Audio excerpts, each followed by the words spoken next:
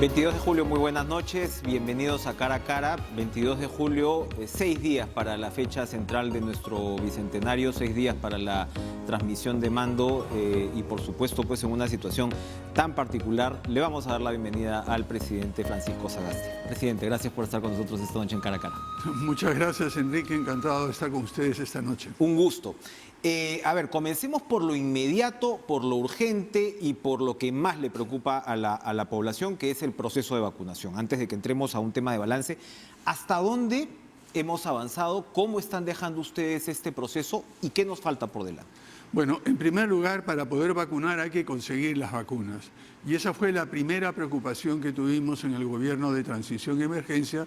Ya se sabe, todas las personas saben, que no teníamos contratos firmes de vacunas, sino solamente un marco acordado con la facilidad COVAX, que es una especie de cooperativa que acopia vacunas de diferentes laboratorios y luego los asigna mediante un proceso bastante sofisticado a los países de ingresos medianos e ingresos bajos. Pero una vez que se asignan esas dosis, hay que tener un contrato específico y puntual con cada uno de los laboratorios que la van a proveer. Y tiene además de ese contrato, esa vacuna tiene que estar registrada condicionalmente o recibir una autorización excepcional para poder importarlo. Por lo tanto, nuestra decisión fue, y continúa siendo hasta el último momento, conseguir la mayor cantidad de vacunas posibles de la mayor diversidad de laboratorios. Y lo que hemos avanzado en ese aspecto es que estamos ya con contratos firmes. Hay que diferenciar entre una carta de intención y un contrato firme. En este momento tenemos contratos firmes por 78 millones, aproximadamente 79, y acabamos de firmar un contrato con el Fondo Ruso de Inversiones Directas por 10 millones de suministros de estos viales, que en realidad la diferencia con el caso de esa vacuna Sputnik que produce el laboratorio Gamaleya es que vienen dos pegados, dos viales pegados, y en realidad si estamos importando 10 millones ya están las dos dosis. Es para vacunar a 10 millones para vacunar a 10 millones de personas, que no sucede con otros laboratorios.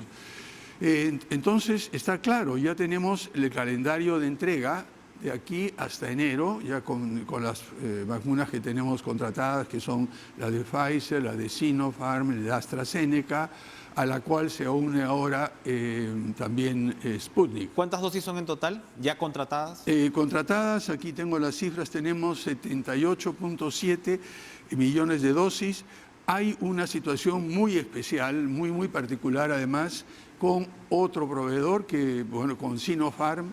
Ya tenemos el contrato absolutamente listo para firmarse. En el caso de Sputnik, el contrato lo firmamos antes de la proclamación del nuevo presidente. Y ayer en la reunión que tuvimos con el nuevo presidente le indiqué que una vez que hay un presidente proclamado y le queda al presidente en ejercicio solamente 6 días, está todo listo para firmar estos 10 millones de Sinopharm, pero nos parecía más, digamos, lo sensato, lo racional, lo políticamente correcto es dejar que sea el nuevo presidente que firme ese contrato que ya está listo y completo para firmarse en este momento. La diferencia entre las vacunas. Hubo cierta controversia con Sinopharm. Hasta ahora, digamos, ha predominado la Pfizer en la vacunación, sobre todo en Lima, ¿no? En algunos casos en el interior no, pero hay algunas controversias, hay políticos que han hablado sobre la eficacia de Sinopharm, a pesar de que la OMS le da efectivamente una eficacia bastante alta.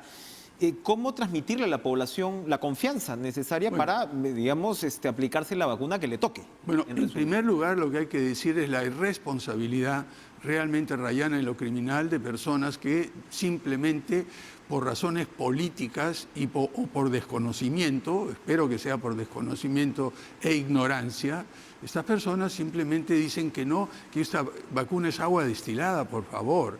Eso es realmente terrible. Lo importante es que todas las vacunas son buenas. Cuando conversé con la exdirectora de vacunas del laboratorio Novartis, hace algunos meses, una querida amiga que me ha estado ayudando, informando, porque qué es lo que está sucediendo a nivel mundial, lo que me dijo: las vacunas tienen, todas las que están aprobadas, prácticamente la misma efectividad, la misma eficacia. La mejor vacuna es la que se tiene, eso es lo que me dijo. Entonces tenemos ahora vacunas de Sinopharm, vacunas de AstraZeneca, vacunas de Pfizer, pronto tendremos las vacunas de Sputnik, del laboratorio Gamaleya. Entonces, yo creo que la ciudadanía tiene que quedar absolutamente clara y tomar conciencia de que todas las vacunas son efectivas. Yo me vacuné el primer día, el 9 de febrero de este año, al final del día, y solo una vez que salió una resolución ministerial en que me incorporaba al padrón. Recibí la segunda dosis de Sinopharm 3 semanas después y acabo de hacerme un chequeo regular en el cual le puede medir a uno la cantidad de anticuerpos que tiene en su organismo, en su sistema inmunológico para repeler o evitar caer con COVID. Y tengo los suficientes anticuerpos para poder... ¿Se vacunó con Sinopharm? Sí, yo me apliqué Sinopharm, por supuesto, fue la primera que llevó en un momento crítico en que no teníamos ninguna, hasta ese momento, otra opción. Mis anticuerpos dicen que tengo resistencia, eso sí, sobre todo a las personas adultas mayores que por la edad tenemos ya el sistema inmunológico algo debilitado, hay otros que lo tienen debilitado porque tienen alguna enfermedad congénita o aquellos que han tenido una comorbilidad.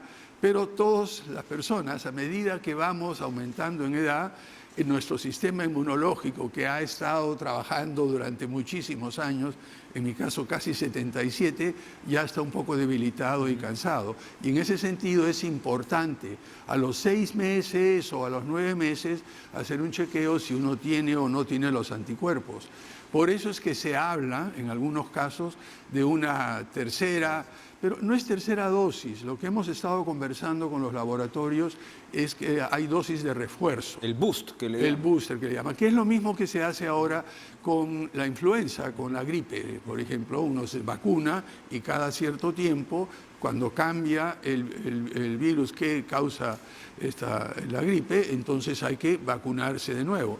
Entonces estamos llegando, y creo que el mundo entero, llegará el próximo año, quizá a mediados del próximo año, a una situación distinta a la que tenemos ahora. En primer lugar, va a haber suficientes vacunas, algo que no sucede ahora. Y en segundo lugar, se habrá vacunado a suficiente número de personas a mediados del próximo año para tener una idea muy clara de cuánto dura la inmunidad. Hay una percepción sobre una curva de aprendizaje ya. Por un lado es el tema del suministro de las vacunas y el otro el operativo logístico de la vacunación que ha ido avanzando. Entonces, el señor Hernando Ceballos, que es asesor del presidente entrante, con quien usted ha tenido una cordial conversación ayer, ha señalado, que un 15% dice él de nivel de vacunación no es nada para felicitarse, entonces hay cierta tensión por ese lado en el relevo, que también puede preocupar, porque dice, si tienes un esquema caminando, ¿cuánto lo vas a querer cambiar, más allá de querer pincharle el globo al predecesor? ¿Qué opina al respecto de estas palabras de Ceballos? No hemos tenido la oportunidad de conversar con el señor Ceballos. El proceso de transferencia tiene 2 partes. Una primera es, se designa una comisión encargada de la recepción para cada ministerio, y eso debe empezar en algún momento del día de hoy. Y luego se conversa con los ministros designados, nuestro ministro. Yo creo que es importante que en este proceso de transferencia, quien vaya a ocupar el cargo de ministro de Salud se informe bien y tenga una conciencia clara. Lo que sí es cierto es que empezamos tarde, nos demoramos en comprar vacunas. Una de las primeras cosas que hice a los 10 días, 12 días de estar en el cargo, reunirme en primer lugar con el embajador chino para tener una idea clara de qué situación estábamos, etc. Y de ahí en adelante negociamos simultáneamente con 9 laboratorios. En ese momento que empezamos a negociar, ya teníamos países de la región como Argentina, como Chile, como Colombia, que ya tenían dosis aseguradas y compradas desde antes. Algunos de ellos empezaron a vacunar en diciembre. Nosotros, la primera remesa nos llegó el 7 de febrero, a pesar de que Sinopharm había prometido que iba a llegar en enero. Por eso me sacaron una caricatura que yo decía, va a llegar en enero de todas maneras, y me ponen frente a un calendario añadiéndole 31, 32, 33 al mes, ¿no? Pero esto muestra, digamos, que por más contrato que uno tenga, por más esfuerzo que uno haga, estábamos y estamos todavía en una situación en que la fecha exacta y la hora exacta en que nos va a llegar los suministros a veces se anuncia con una semana, con 2 semanas de anticipación, aún así se haya firmado un contrato. Un ejemplo adicional, los contratos firmes que tenemos ya armados con Sinopharm para las vacunas que van a llegar en julio, va a llegar un lote de vacunas el 26 de julio y otro el 28. Entonces, aplicarlos en julio, a pesar de que las vacunas llegan en julio, es casi imposible, ¿no? Entonces, lo que voy a ver es que los porcentajes de avance dependen de cuándo se empezó, qué disponibilidad se tiene y, como usted ha dicho hace un momento, hay una curva de aprendizaje también. El Perú tiene una gran experiencia en aplicar vacunas, pero en situaciones normales, cuando hay una cantidad enorme de vacunas, cuando se puede desplegar sin una emergencia, como lo hemos hecho en muchísimas otras campañas. Pero aquí estamos ante algo distinto. Estamos ante una enfermedad insidiosa que se disemina rapidísimamente, mucho más rápidamente que cualquier otra enfermedad viral y por lo tanto hay que apurarse en aplicarla, ¿no? Menores de edad. Menores de edad. ¿Cuándo van a ser vacunados? Bueno, lo que tenemos ahora, por lo menos comprometidos con las fechas de llegada, aquí ven, no les voy a molestar mostrando un cuadro, pero aquí tenemos, por ejemplo, las diferentes vacunas que ya están contratadas y las fechas, los meses en que van a llegar. Lo que no sabemos es exactamente en qué día de ese mes van a llegar, o si se demoran, o a veces se adelantan. Por ejemplo, en el caso de Pfizer, también hemos tenido adelanto de entrega, más allá de lo que estaba especificado en el contrato. Tenemos suficientes ya dosis contratadas con fechas de entrega hasta enero como para vacunar a los menores de 12 años. Y ya dependerá del ritmo de vacunación que siga el próximo gobierno. Nosotros hemos hecho un enorme esfuerzo para que tenga usted una idea de las dificultades que se presentan. El Congreso pasó una ley hace unos cuantos meses, 3 meses, prohibiendo los CAS, los contratos temporales que tenía la gente, prohibiendo radicalmente. Bueno, teníamos que renovar contratos de personal de salud para atender el proceso de vacunación. Muchísimos son CAS. Y la gran mayoría son CAS. En muchos casos los profesionales en realidad son CAS. Exacto. Sí, la mayoría, entonces, nos pusieron una camisa de fuerza que no podíamos... Hemos tenido que buscar la manera de poder contratar a personal sin violar la ley, pero aprovechando los resquicios. Eso ha demorado muchísimo tiempo. Hemos encontrado algunos casos en los cuales ya teníamos todo listo para vacunar, pero resulta que para poder contratar con esta modalidad alternativa al CAS, que es el CAS con algunas diferencias, tomaba 2 semanas, 3 semanas. Entonces, lo que quiero indicar es que hay una serie de problemas que son estructurales. Hay otra serie de problemas que nos los hacemos nosotros mismos. Así es. Y el ritmo de vacunación, y eso es una cosa que deba saber el próximo ministro de Salud, ha ido aumentando, tiene sus altibajos. A veces, por ejemplo, uno firma el decreto de urgencia para que el pago llegue a las personas que trabajan en las regiones. Bueno, primero tiene que pasar por el Ministerio de Economía, luego el Ministerio de Salud tiene que entregarlo a la Dirección Regional de Salud y recién la Dirección Regional de Salud puede contratar, ¿no? Entonces, esto no es una cosa que yo llego y simplemente digo vacuno o no vacuno. Uno tiene que mantenerse dentro de la ley, hacer las cosas bien y lo más rápido posible. El voluntarismo es populismo muchas veces. Para terminar este bloque, hablando del sector salud, esta presunta mafia que se ha descubierto, ya sabemos, está en investigación, es algo deleznable, usted lo ha calificado de manera efectivamente criminal, pero ¿nos dice algo de las falencias del sector salud? De la falta de controles, quería una reflexión a propósito. Más que una falta de controles, lo que esto significa es una falta total de ética. Es de personas que realmente no merecen estar ni en el sector privado ni en el sector público. Es una vileza, eso es ser vil, realmente.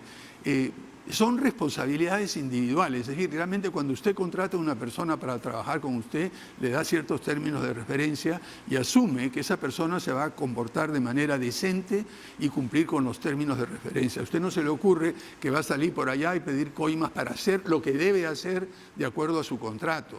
Entonces, no es que es un problema del sistema. Empecemos, en primer lugar, por una falla. Y la solución, dicho sea de paso, no es meter más controles y controles y controles y controles. La solución está en que se comporten como deben comportarse de acuerdo a sus principios básicos, los principios básicos que tiene el sistema de salud. Si se encuentra una aberración como esta, bueno, hay que caerles con todo. Que sirva de ejemplo. Recordemos que también algo parecido sucedió con el oxígeno. Recordemos que había este señor, el ángel del oxígeno, que mientras que había mucha gente haciendo cola para comprar oxígeno de urgencia y lo que hacían era revenderlo con esos cilindros. Eso es realmente, desgraciadamente, eso sucede en todo el mundo, es parte de la miseria humana. Vamos a hacer una pausa, presidente, pero ¿qué le parece si regresamos para conversar de cómo está la caja? Porque eso, por supuesto, a veces se dice que se pueden hacer muchas cosas y la realidad es otra. Regresamos con el presidente Francisco Sagasti.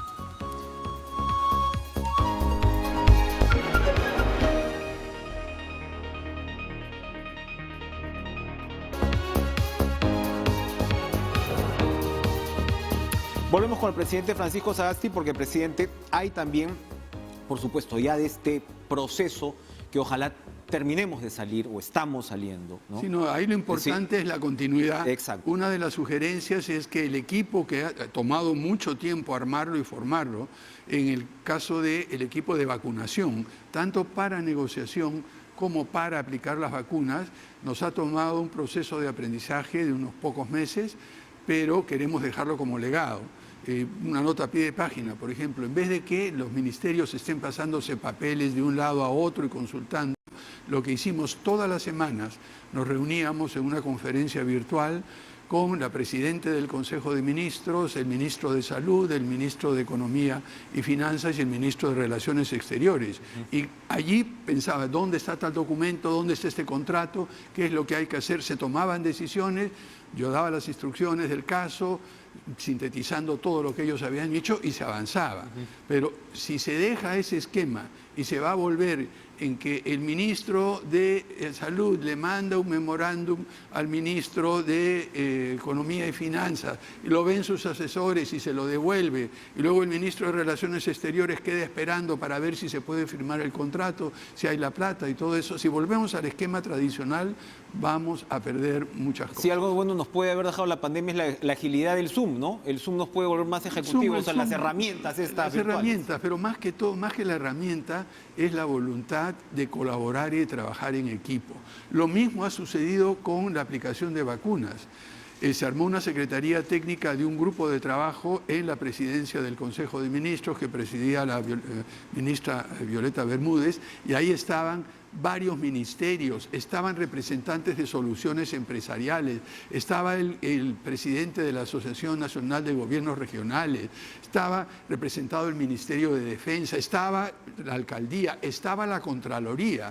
Entonces podíamos discutir entre todos cuál era la manera más rápida de afrontar los problemas y desbloquear aquellas cosas que harían más lento el proceso de vacunación. Ha sido un aprendizaje para todos nosotros, porque según me dicen algunos, esa manera de trabajar en conjunto para enfrentar un problema tan grave como la pandemia no era lo usual.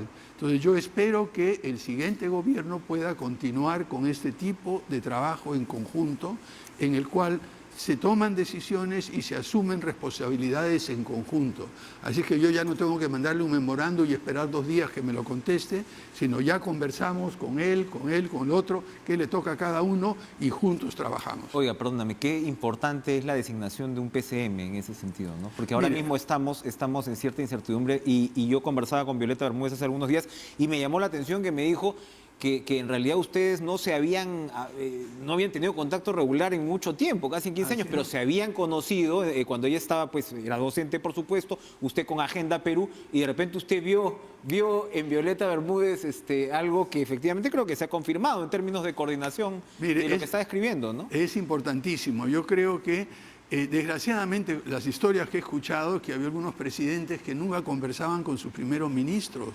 Habían primeros ministros que básicamente no conversaban con todos los ministros. Habían ministros y viceministros que se saltaban al ministro, al presidente, a la presidenta del Consejo de Ministros y iban directamente donde el presidente. Una práctica que yo he institucionalizado, por lo menos durante el gobierno de transición y emergencia. Yo no llamo a ningún viceministro, no llamo a ninguna autoridad de ningún ministerio sin antes haberle avisado al ministro del sector y a la presidenta del Consejo de Ministros. Es decir, hay que tener una estructura orgánica de gobierno. No es que el presidente hace lo que le da la gana. En realidad el presidente tiene mucho menos poder del que la gente se imagina. Y las decisiones presidenciales y el poder presidencial se ejerce a través de toda esta estructura. Por eso es crucial no solo la confianza, sino la competencia. En ese libro que ha salido hace poco, hay un artículo que se llama Reflexiones para un presidente, que fue una entrevista que me hicieron en 1994. Y ahí trataba justamente de delinear cuál, a mi juicio, debería ser el papel de un primer ministro y el papel del presidente. ¿Ha cumplido sus expectativas, ese presagio que usted tuvo? Yo diría ¿Ha podido aplicar esas ideas? Porque usted efectivamente ha escrito a lo largo de los años, no solo, más que sobre el poder, sobre la estructura del Estado, las relaciones entre el mercado, el capital, la sociedad. Mire, claro, se tiene que haber quedado corto en estos meses, pero pudo llevar a la práctica varias de esas ideas. Lo que pasa es que yo me había olvidado, le digo con franqueza, que había escrito eso, en 1994. La mitad de estos artículos, al releerlos, decía quién escribió esto, ¿no? Más o menos. Y en realidad no es que uno va al pie de la letra, pero sí hay un pensamiento que se viene forjando gradualmente y que cuando uno se encuentra en situaciones como las que me he encontrado en el Congreso, por ejemplo, o a cargo del Ejecutivo, uno ya la tiene internalizada. Ya está como es un reflejo, ya está internalizada. Es un músculo, claro. Es parte de su manera de ser. La caja, presidente, ¿cómo está quedando la economía? Las perspectivas son de un rebote, un crecimiento del 10%, pero hay todo un debate entre economistas. ¿Qué hacemos? ¿Keynesianismo? ¿No keynesianismo? Hemos movido casi 7 puntos del PBI en la pandemia incrementado. Hay quienes dicen que podemos endeudarnos más, hay quienes señalan, oye, cuidado, la OCDE te pone muchos más límites, el Perú se puede desordenar. Fitch y Moody's están diciendo, vamos a esperar un ratito, a ver, para ver el tema de calificación de riesgo. ¿Cómo observa esa parte de nuestra economía? Mira, ese es un equilibrio muy cuidadoso. Hay que tener un equilibrio y a veces hay que tomar decisiones muy difíciles y duras. Primero, si un país no tiene una disciplina fiscal que haga que el resto del mundo, los inversionistas extranjeros, los inversionistas privados, etcétera, tengan confianza, si no tiene la confianza de los inversionistas, tanto en el Perú como en el extranjero de cualquier tipo, va a ser extremadamente difícil contar con los recursos de financiamiento externo o de endeudamiento interno que suplementen lo que se puede recaudar en impuestos. Recordemos que el Perú tiene una presión tributaria de solo el 14%, bajísima en comparación incluso con los otros países de América Latina. Entonces tenemos que tener esa capacidad de endeudarnos. El punto y el problema es hasta dónde se endeuda uno de tal manera que los que compran los bonos peruanos, nuestros acreedores, quienes nos prestan la plata, sigan teniendo la confianza en que les vamos a pagar. Porque si tienen esa confianza, las tasas de interés que cobran son bajas. Pero si de esa percepción pasamos un límite en el cual nos endeudamos por encima de nuestras posibilidades, se nos cierra el crédito externo, se nos cierra el endeudamiento interno, suben las tasas de interés y nos creamos problemas. Entonces, uno tiene que mantener un equilibrio muy cuidadoso, que no es ultraconservador de tener un nivel muy bajo, pero tampoco puede ser muy, muy alto. Y hay una franja en las cuales uno puede mantenerse en nivel de endeudamiento para mantener la confianza. Nosotros nos hemos movido hasta donde creemos que es posible. Creemos que no sería prudente endeudarnos mucho más, porque eso nos crearía problemas en el futuro. Ahora bien, hemos tenido una serie de estimaciones a principios de año sobre el crecimiento económico, sobre la recaudación, y lo que hemos encontrado a diferencia de lo que teníamos hace 3 o 4 meses, si bien mantenemos la proyección de 10% más de crecimiento económico, teníamos una previsión muy conservadora en cuanto a los ingresos y la recaudación tributaria. Eso ha subido ahora un poco más. O sea que tenemos algo de holgura en el presupuesto, incluso que va a quedar para ejecutar hasta fin de año y en el presupuesto de 2022. Pero es una holgura que hay que manejar con muchísimo cuidado. Sin embargo, se han venido aprobando leyes importantes que tienen que ver precisamente con la caja. El tema de pensiones ahora mismo. Que también hay toda una discusión, ¿no? Esta pandemia nos ha desnudado en términos de nuestras previsiones sociales, el poco soporte que tiene el ciudadano promedio, y ahora mismo se ha aprobado esto. ¿Cómo se avanza por ahí? Esa creo que es una pregunta interesantísima y me permite, quizá voy a explayarme un poquito para explicar lo que sucede, ¿no?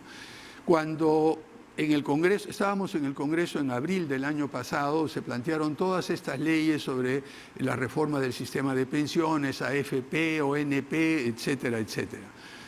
Hubo muchas de esas cosas. Dejemos de lado de AFPs porque eso ya tiene su propia historia. Pero en el caso de la ONP, yo mismo y la bancada morada planteó que era necesario reparar una absoluta injusticia, que era algo absolutamente horrible, y además producto de unas decisiones con carácter sesgado para hacer que la gente de la ONP, el sistema público, se vaya a la AFP. Eso me causó una enemistad con quien era mi amigo hasta entonces, Carlos Boloña, el exministro de Finanzas. ¿Por qué?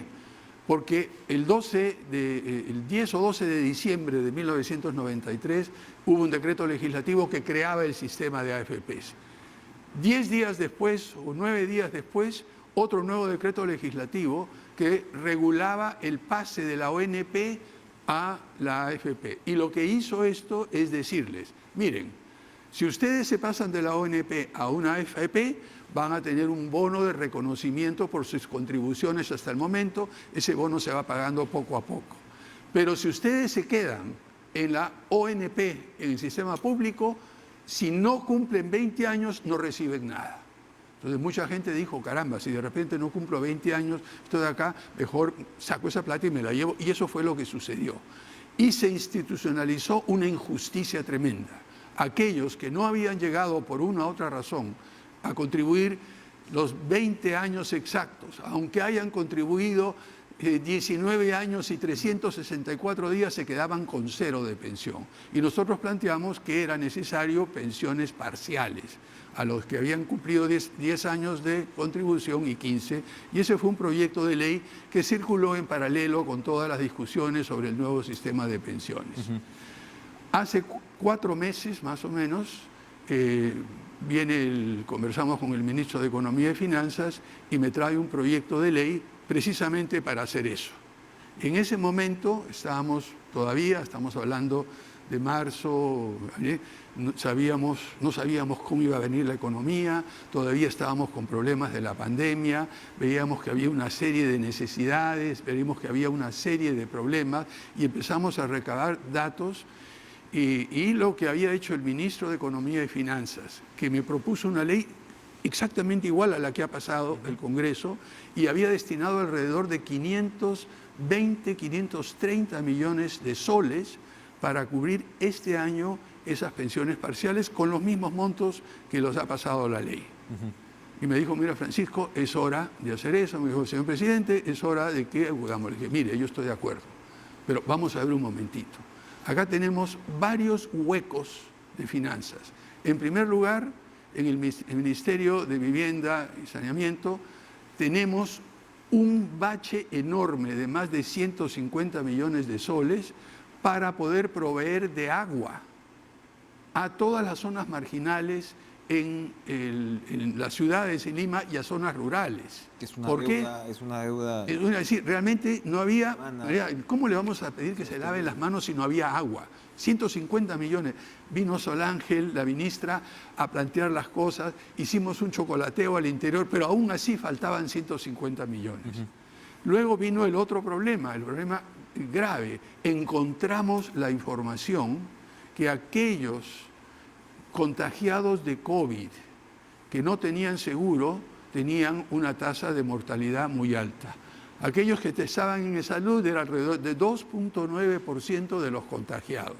Los que estaban en el sistema público, con el Ministerio de Salud, tendrían una tasa un poquito menor, pero muy parecida. Los que estaban en CISOL y apoyándose con eso, también, las Fuerzas Armadas también, vimos los que tenían seguro privado y era un poquito más de 3%. ¿Por qué? Porque la mayoría de personas de edad mayor son las que tienen seguro privado.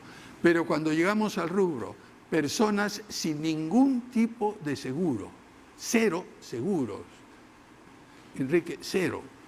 La mortalidad en vez de ser 3% era 29%. Ahí está. Sí, ¿cómo vamos a...? Entonces, ahí me enfrento. O damos esa pensión, porque la plata no alcanzaba para todo, le digo con toda franqueza. Y siento, esa plata que había reservado el ministro se fue para pagar 320, 300 para asegurar a todo el Perú, para asegurar a cualquier persona, así no tenga DNI y que tenga la posibilidad de salvar su vida.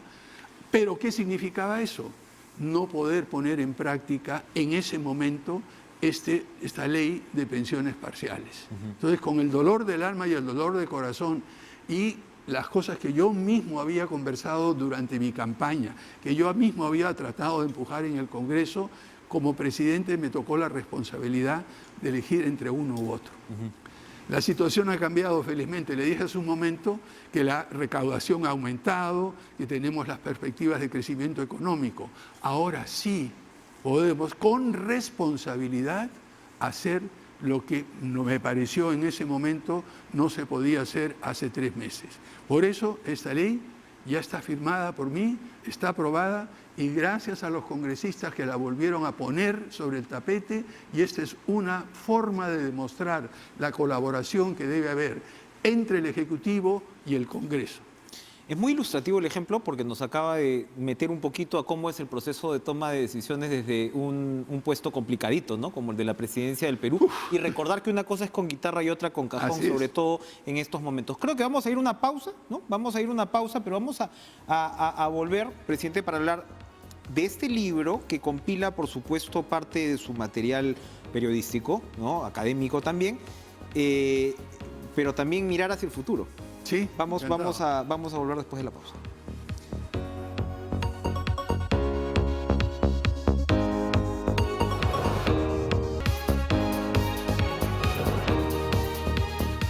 Acaba de publicarse esta nueva edición de este libro del presidente Francisco Sagasti, Imaginemos un Perú mejor y hagámoslo realidad.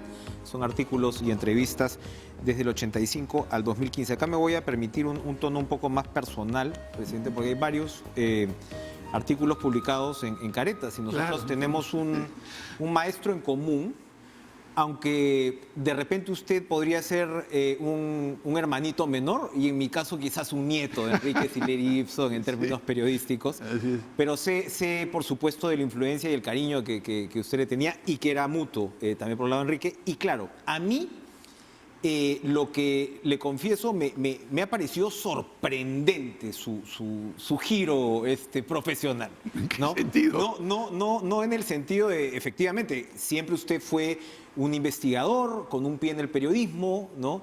Y de ahí decide entrar a la política, ¿no? Y decide ya de muchachón, digamos, entrar a la política, que no es tan frecuente. Y no digo que usted fuera como tal un periodista, o sea, estaba, como repito, como un pie en el periodismo, pero siempre interesado en este tema de la innovación, de la tecnología, de cómo hacer para que el país funcione mejor. Agenda Perú, que lo sacó adelante con personajes como Max Hernández y demás. Y entonces yo le preguntaba sobre precisamente estos artículos y cómo observa esta línea hacia el futuro, porque cuando conversamos me doy cuenta que ese giro sorprendente no lo es tanto. Usted finalmente ha tratado de aplicar todas estas ideas y dijo, bueno, si he estado todo el tiempo en un lado de la trinchera, pues vamos a pasar pues a la acción, ¿no? ¿Cómo midió ese tránsito usted? Bueno, de varias maneras. En primer lugar, además de intelectual, yo también he tenido una participación muy marginal, pero cercana, en el sector público. Yo empecé, a propósito, una cosa que es importante, yo vengo asesorando o trabajando desde 1969-70, cuando se creó el Consejo Nacional de Investigación, que era el predecesor del CONCITEC de ahora, Alberto Guise, que fue muy generoso en invitarme y ayudarme digamos, darme espacio. Dicho sea de paso, el tema de mi tesis doctoral en la Universidad en Pensilvania, en la Escuela de Negocios Wharton, fue metodologías para planificar la ciencia y la tecnología en países en desarrollo. De ahí pasé a ser vicepresidente de ITINTEC, asesor del ministro de Industria, Comercio, Integración y Turismo, que era Alberto Jiménez de Lucio. La última gestión, digamos, que tuve fue como presidente de FINCIT, volver a rearmar lo que es ahora Innovate Perú, y es ahora acaba de cambiarse a Perú Innova. O sea que siempre he estado mirando eso. Pero realmente una frase que nos dijeron y que está en este libro, en una de las notas preliminares a uno de los capítulos, se nos quedó marcada a Max Hernández y a mí cuando estuvimos en Huancayo. Después de presentar todos los resultados finales de Agenda Perú en el Colegio de Ingenieros durante toda una mañana, ya nos íbamos terminando, adiós, ya nos vamos a ir en el automóvil para regresar a Lima con esa carretera central que nos tomaba 6 horas. Con la nueva tomará 2 horas y media, 3 horas, dicho sea de paso. Se paró un ingeniero y dijo, pero perdón, antes que termine, yo quisiera hacerles una pregunta. Bueno, adelante, ¿cuál es? Miren, ¿por qué aquellos que saben cómo gobernar no saben cómo ganar elecciones? Y aquellos que saben ganar elecciones no saben cómo gobernar. Y Max, que era mosca, dijo, qué buena pregunta, ingeniero. Yo le voy a pedir acá al ingeniero Sagasti que la conteste. Y me tocó, miren, no tengo respuesta, pero le hago una pregunta de vuelta. ¿Qué le parece más fácil? ¿Aprender a gobernar o aprender a ganar elecciones? Y al fondo alguien gritó, ya pues, algo así. Lo que quiero decir es que llega un momento en el cual uno ve y veo que hay desde el sector público, desde la política se pueden hacer más cosas. Y después un par de escarceos, primero con Jorge Santisteban, luego cuando se creó el Partido por la Democracia Social y todo, que fueron escarceos marginales. Cuando me invita Julio Guzmán generosamente a formar parte del Partido Morado, cuando después de que salió, lo sacaron realmente de una manera alevosa de la carrera, yo le pregunto, ¿qué vas a hacer? Me dijo, bueno, hay que formar un partido nuevo. Me dijo, ¿estás seguro? Sí, me dijo, lo vamos a hacer, pero mira, hay que conseguir 750.000 formas. Yo en le dije, bueno, si tú estás decidido, te ayudo, y le doy las gracias a Julio Guzmán por haberme dado la oportunidad de participar durante muchos años en la creación de un partido político nuevo que llegó a, digamos, batir el récord mundial de firmas válidas para registrar un partido. Exacto. Y de ahí en adelante, yo decía, bueno, yo era secretario de Estrategia Programática y Plan de Gobierno, y cuando venían las elecciones de este año, dije, bueno, quedamos, si tú te lanzas de presidente, yo puedo ir a una de las vicepresidencias. Pero luego se produjo este hecho inesperado de la disolución del Congreso y había elecciones congresales. Entonces me dijeron, bueno, tienes que participar. Dije, ¿no estamos seguros? ¿No sería mejor guardarse para el 2021? No. Julio con toda claridad dijo, vamos a poner a nuestros mejores cuadros en el Congreso. Bueno, y así fue como entré como cabeza de lista, como quedé de vocero. De los 130 congresistas, fui el octavo en mayor número de votos preferenciales. Tuve alrededor de 95.000, que dicho sea de paso, se comparaba casi 8 o 10 veces más de quien fue presidente del Congreso en términos de votos preferenciales. Sí, no era muy, digamos, entonces una vez metido adentro ya estoy adentro. El señor Merino, 5.000, así que fue una... Bueno, no sé, no recuerdo la cifra exacta, pero lo que quiero decirles es que eso me hizo ver, en primer lugar, durante la campaña, volver a acercarme a la ciudadanía, ver nuevamente las necesidades, las dificultades y todo, y cuando vino este proceso, bueno, ya era una cosa de continuar, ¿no? Más o menos, ¿no? Ahora, ¿le gustaría ganar elecciones?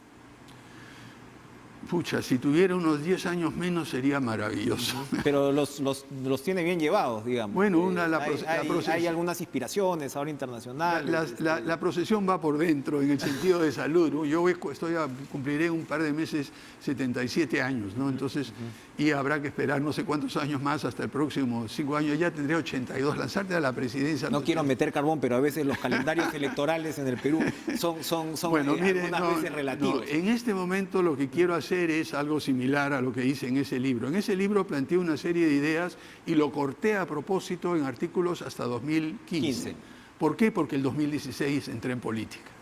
Lo que me gustaría escribir es algo sobre lo que fue ayudar y apoyar al líder del Partido Morado, a Julio Guzmán, y a todo el equipo a crear un partido nuevo, a ayudarlo a obtener una ideología y un planteamiento claro. Luego, una vez en el Congreso, a tratar de introducir una mesura de cordura, de tranquilidad, de decirle a esa fue la labor, sí. Bueno, la labor lo que le decía a mis compañeros del Congreso, de los cuales he aprendido muchísimo, porque desde Agenda Perú no tenía la oportunidad de ver y escuchar realmente una experiencia que lo testimonio. marcó particularmente, ¿no? A veces yo creo incluso, no digo que más que la presidencia, pero el tema del ingreso al Congreso fue Bueno, para mí,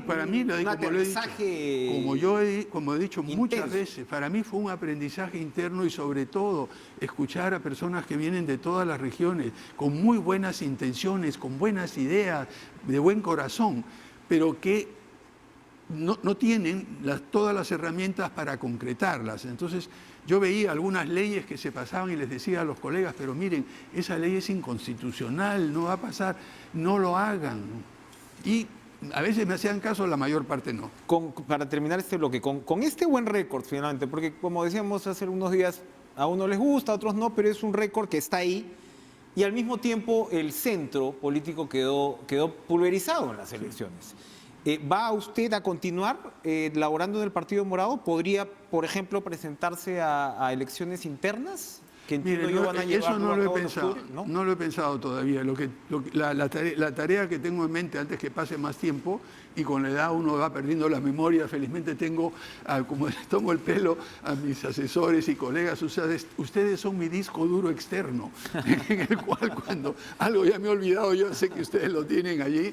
No, yo eso tengo que pensarlo. Lo que quiero hacer es ahora relatar lo que usted mismo ha dicho, Enrique, pasar de la vida un poco más contemplativa, así, si recuerde el alma dormida, el seso despierte contemplando. Eso es lo que venía haciendo de antes. Ahora estoy metido en el ajo.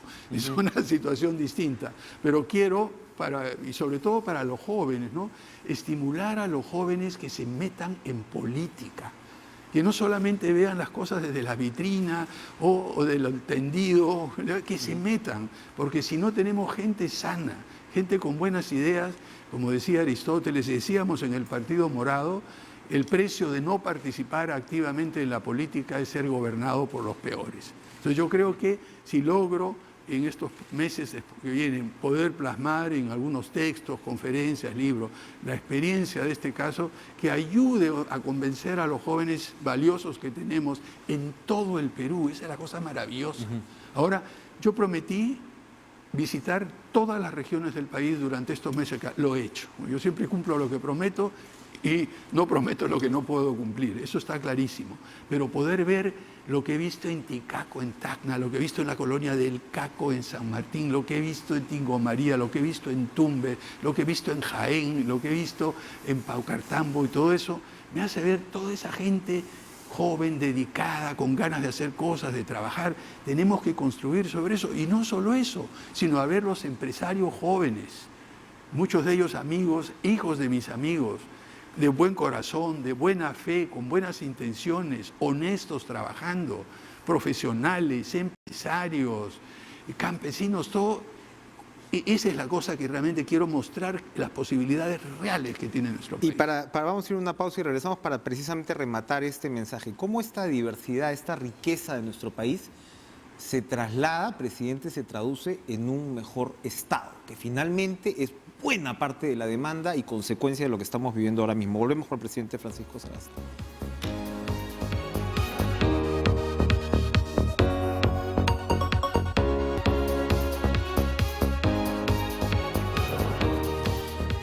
Francisco Sagasti, los presidentes lo que dejan también son grandes mensajes, rumbos, de alguna manera. Y para un país como este, usted pues como un limeño, como se decía antes, mazamorrero de Barrios Altos, Así es. ¿no? Y al mismo tiempo con una conexión con el mundo, con relación ancestros con el extranjero, en un país tan diverso, con tantos problemas y tanta riqueza, con racismo, con clasismo, hay que decirlo, con las diferencias que nos carcomen, ¿no? Y que tienen su traducción incluso electoral, ¿no?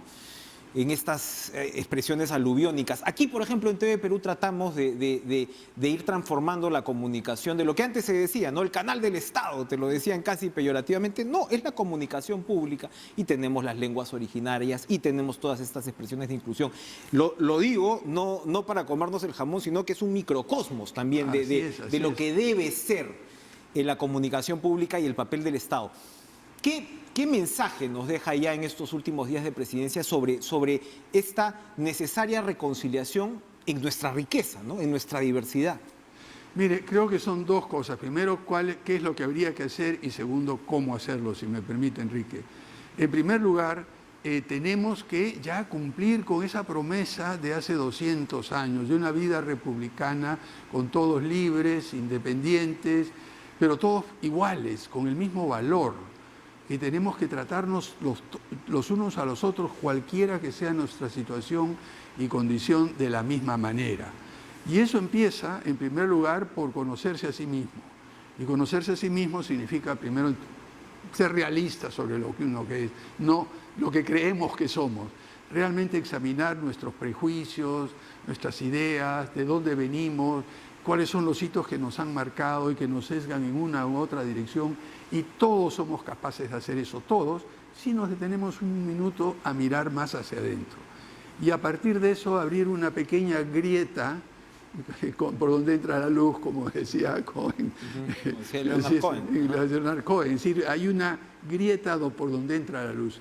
Si abrimos esa pequeña grieta donde entra la luz del reconocimiento al otro como igual, del suponer y esperar que la persona que es muy distinta a nosotros, que tiene profesiones, una visión del mundo, una educación diferente a la nuestra, cualquiera que sea nuestra situación.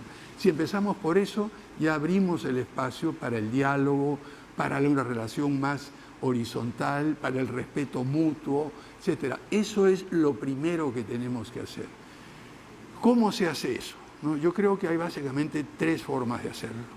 Y eso lo preguntan. En primer lugar, la educación. Es decir, los valores, y la educación no solamente formal, no digo nada de eso, la educación en la vida, la educación en la familia, lo que se va aprendiendo poco a poco es lo que ayuda a cambiar y a reafirmar, como debe ser en algunos casos, los valores, la manera en que uno piensa y actúa ante el mundo. O sea que, primero, educación en todos los ámbitos.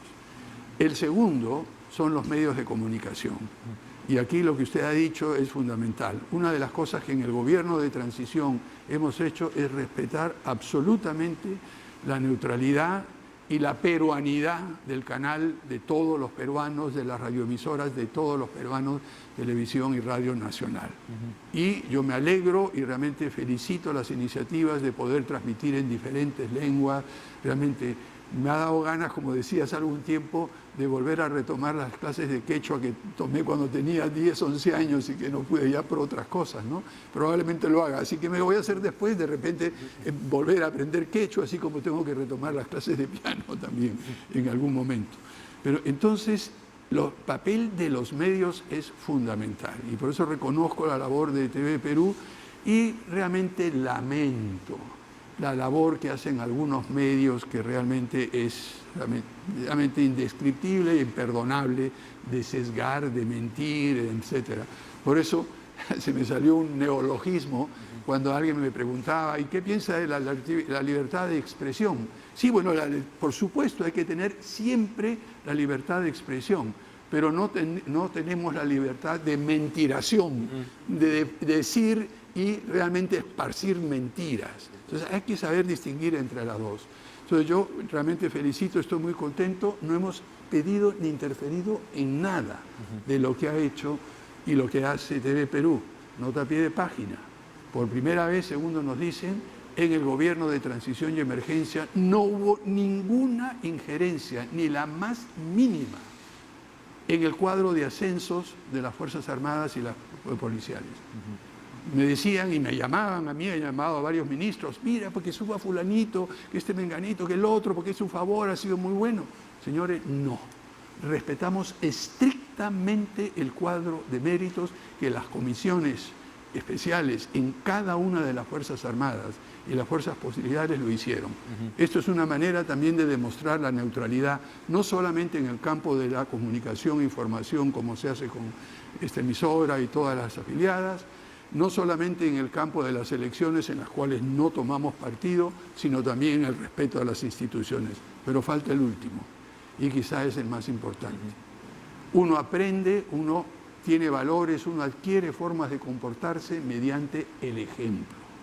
Y lo que hemos tenido desgraciadamente en muchos de nuestros líderes políticos y también algunos de los líderes empresariales y en otras instituciones, hemos visto ejemplos que más que imitar debemos rechazar.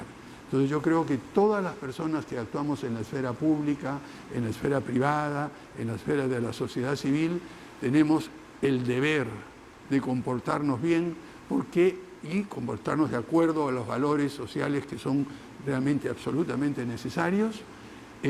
¿Por qué? Porque la gente dice, mira, sí, si el presidente robó, si el otro ministro hizo tal cosa, ¿por qué no yo? Está bien, esa es la manera de avanzar. Cínicos para empezar. ¿Perdón? Cínicos nos volvemos para empezar, ¿no? Nos volvemos cínicos e hipócritas. Hipócritas. ¿No? Y eso es una de las cosas que a mí, como digo las cosas de frente, he tenido que decirles en su cara, y se los diré personalmente o a través de los medios, cuando llegue el momento a alguna de las personas que desgraciadamente muestran una cara en un momento y luego cuando están fuera del alcance personal y hablan a los medios, al mundo dicen exactamente lo contrario, ¿no? Eso es hipocresía. Y la hipocresía, la mentira, hay que desterrarla de la vida y de la vida política en particular. Presidente Francisco Sagasti, muchas gracias por esta muy enriquecedora conversación. Espero que luego contemos con usted ya para precisamente revelar algunos de esos nombres propios que nos está diciendo. Y en general, ¿no? Contar de todas maneras con su voz, como claro, fue antes también en este espacio. Una de las cosas que soy consciente, como presidente, soy presidente de todos los peruanos, incluso de aquellos que me insultan, de aquellos que me odian, de aquellos que me calumnian. También son parte del Perú. Una vez que deje de ser presidente, vuelvo a ser Francisco Sagasti, la persona que no tiene esa responsabilidad de representar al Estado. Vamos a esperar al Paz Presidente también, entonces. Gracias, presidente Francisco Sagasti, un gusto recibirlo esta noche en Cara a Cara. Gracias a ustedes. Vamos a ir a una última pausa o despedimos. Vamos a despedir entonces. Sigan con la programación de TV Perú y nos reencontramos mañana con más. Buenas noches.